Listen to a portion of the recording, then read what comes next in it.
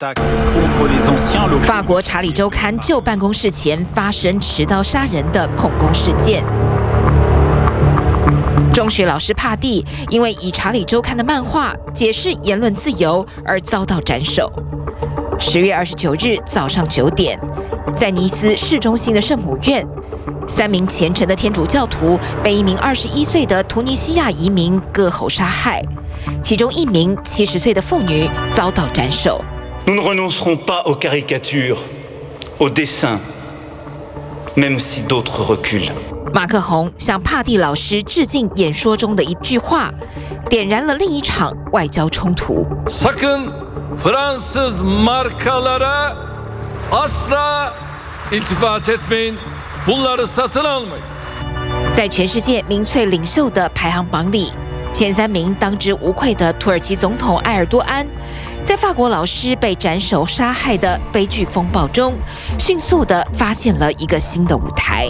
Un drapeau français piétiné et le portrait d'Emmanuel Macron brûlé.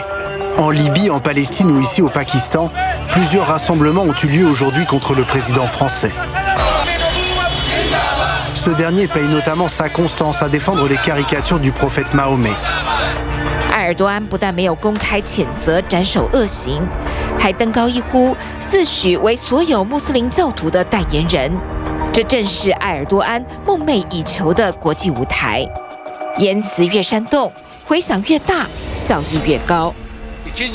Une campagne de lynchage semblable à celle contre les Juifs d'Europe avant la Deuxième Guerre mondiale est en train d'être menée contre les musulmans. 埃尔多安甚至无限上纲地把欧洲的穆斯林与2战前被迫害的犹太人进行比较。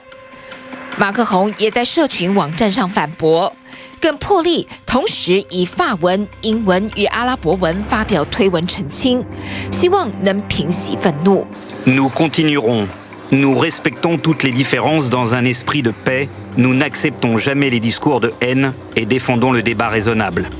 欧盟外交与安全政策高级代表博雷利在第一时间以推文谴责埃尔多安有关马克宏总统的发言是不可接受的。欧盟执委会主席冯德莱恩表示，我们与法国在一起。欧盟理事会主席米歇尔也谴责土耳其选择了挑衅以及侮辱。声援马克宏的还有西班牙、意大利和荷兰。就连一向对于土耳其最为敏感的德国，这一次也毫不犹豫地谴责埃尔多安。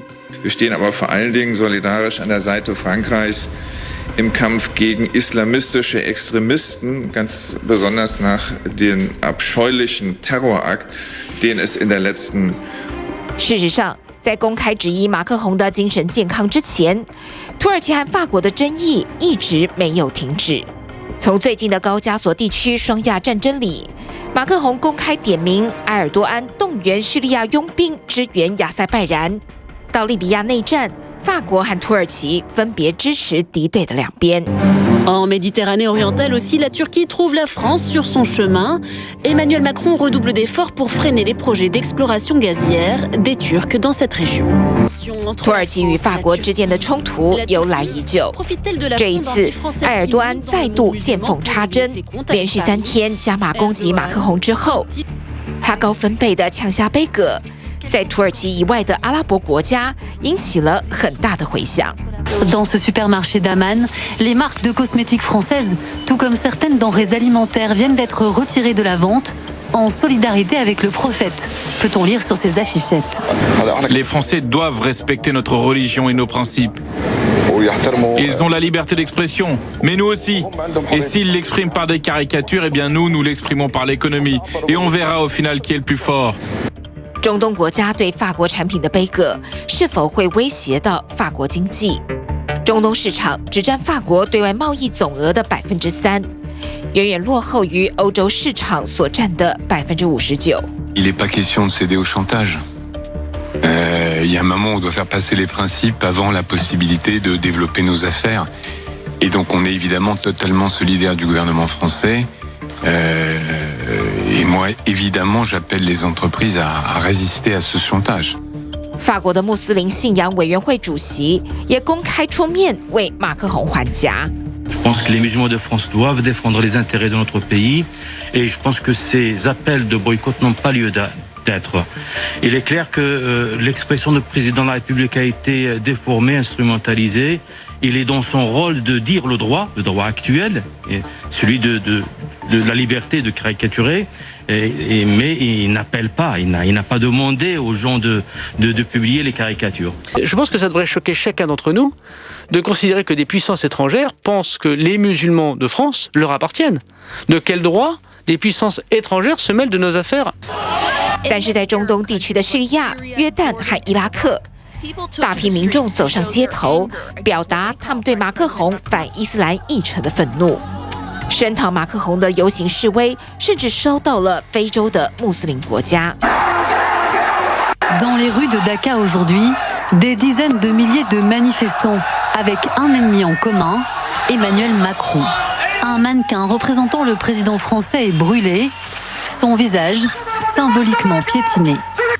埃尔多安成功的让马克宏成为所有伊斯兰教徒的假想敌，他自己当然就是捍卫伊斯兰世界一马当先的英雄。欧盟一致的谴责，反而更助长了他的士气。埃尔多安挑衅马克宏的这出新戏，到底所为何来？Et au Moyen-Orient, si Erdogan est candidat au leadership, c'est pour des raisons de politique intérieure, on l'a dit, mais c'est aussi parce qu'il n'a pas de concurrent sérieux, ni dans le monde arabe, dont le leadership a été très fortement ébranlé par les différents printemps, ni même dans le monde musulman. 土耳其货币的汇率在8月底崩盘，跌到历史新低。经济困境才是埃尔多安最大的敌人。他以重建新鄂图曼帝国的野心，争取穆斯林世界的领袖地位，为的是转移新冠疫情所造成更为严峻的经济冲击。2019年的县市长大选，埃尔多安领导的执政党输掉了指标性的伊斯坦堡和首都安卡拉。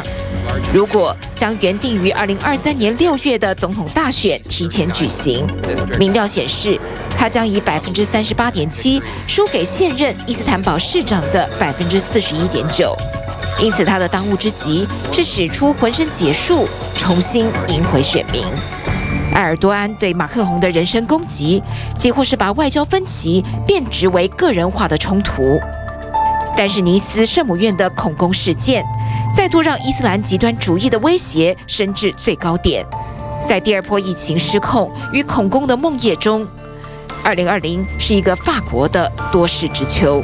捍卫言论自由到底，抢救中天，台湾不能只有一种声音，请立刻订阅中天电视 YouTube 频道，订阅、按赞、分享，开启小铃铛。